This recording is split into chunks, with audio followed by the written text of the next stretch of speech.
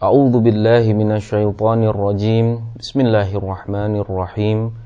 La haula wala quwwata illa billahil aliyyil azim. Thumma salatu wassalamu ala habibina wa syafi'i qulubina wa qurrata a'yunina Abil Qasim Muhammad wa ala alihi at-tayyibin at-tahirin siyama baqiyatullahi fil ardin. Alhamdulillahi kama huwa ahduh. Alhamdulillah, kita panjatkan puji dan syukur kehadirat Allah Subhanahu wa ta'ala yang pada kesempatan kali ini masih memberikan kita nikmat iman, nikmat Islam, nikmat salamah, serta memberikan kita taufik dan hidayah, sehingga pada kesempatan kali ini kita dapat bersama-sama berkumpul untuk membahas konten-konten Ramadan atau hikmah Ramadan. Insya Allah dalam kesempatan kali ini Al-Fakir akan mulai memasuk ke dalam ayat Al-Quran yang berhubungan erat dengan bulan Ramadan. Bismillahirrahmanirrahim. Ya ayyuhalladzina amanu kutiba alaikumusiyam kama kutiba alal ladzina min qablikum la'allakum tattaqun. Di dalam ayat ini ada satu poin yang perlu untuk kita cermatkan.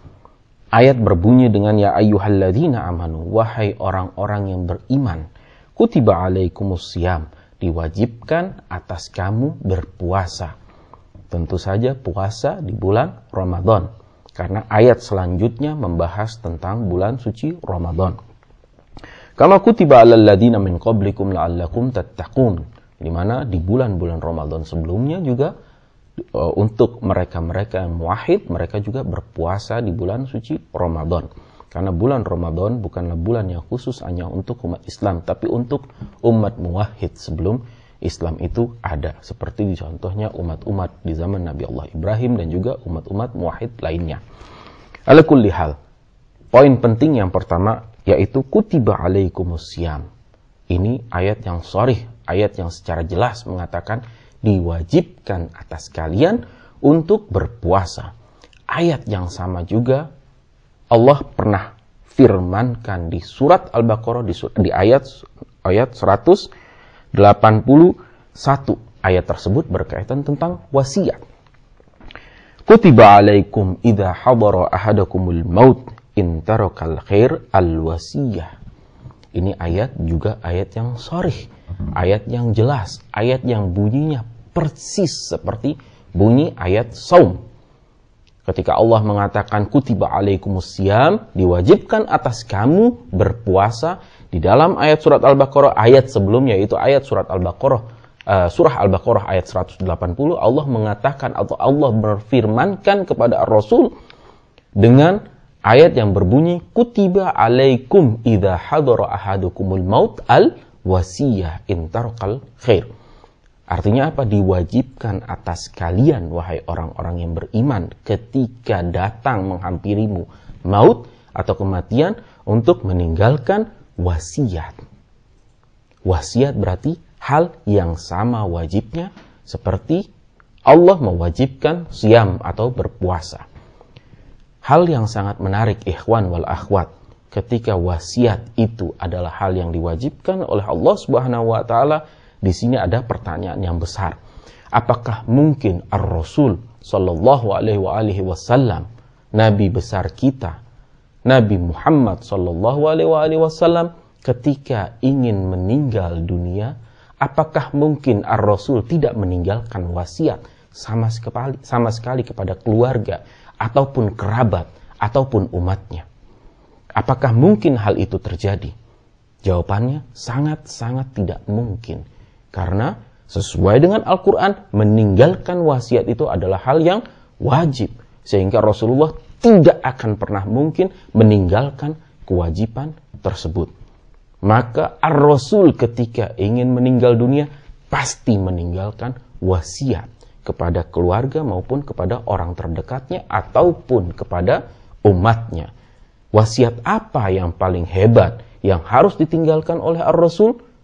Ketika Rasulullah ingin meninggal, wasiat kepemimpinan Islam, wasiat kepemimpinan terhadap umat Islam yang pada saat itu baru berumur sekulit jagung.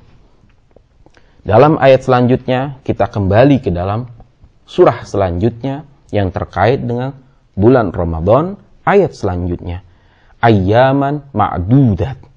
Faman kana minkum maridan aw ala safarin fa'iddatu min ayyamin ukhar. Di dalam ayat selanjutnya Allah mengatakan, Allah berfirman bahwa bulan suci Ramadan itu ayyaman ma'dudat. Hari yang sudah ditentukan. Awal dan akhirnya. Ma'dudat yang sudah ditentukan, yang sudah jelas. Sehingga ayam tersebut, hari-hari tersebut adalah hari bulan Ramadan dari awal 1 bulan Ramadan sampai akhir bulan Ramadan, yaitu 1 bulan. Faman kana minkum maridan. Barang siapa di antara kalian yang marid, yang sakit, aw ala safarin, atau dalam safar dan perjalanan, fa'iddatu min ayyamin ukhar. Maka boleh diqadha, boleh diaudah, boleh dilakukan di ayyamin ukhar. Sehingga ketika kita sakit, ketika kita sedang bermusafir atau menjalankan suatu perjalanan, boleh kita tidak berpuasa dan mengulangnya di ayyamin ukhar. Ini adalah izin yang telah diberikan Allah Subhanahu wa taala kepada kita umat mukmin ketika kita ingin menjalankan bulan suci Ramadan. Banyak orang-orang ikhwan wal akhwat yang sekarang ini masih menganggap itu adalah suatu hal yang boleh dipilih. Artinya, banyak orang yang mengatakan, "Oh, mungkin safar ini tidak berlaku kepada kita."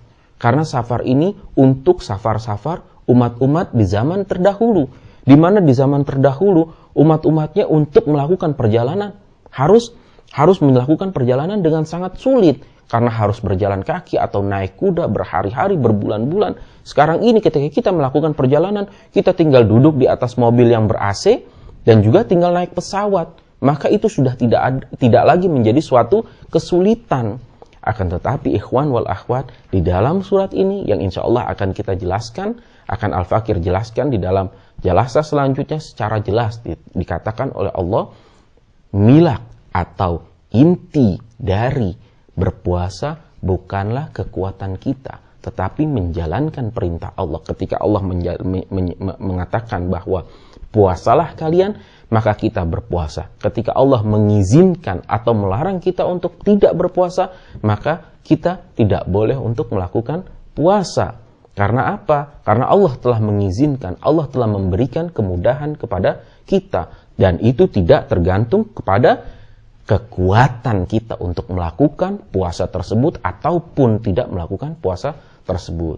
Insya Allah kita semua diberi taufik wal hidayah oleh Allah Subhanahu wa taala untuk dapat mengerjakan puasa sebaik-baiknya di bulan suci Ramadan ini. Wabillahi taufik wal hidayah. Wassalamualaikum warahmatullahi wabarakatuh.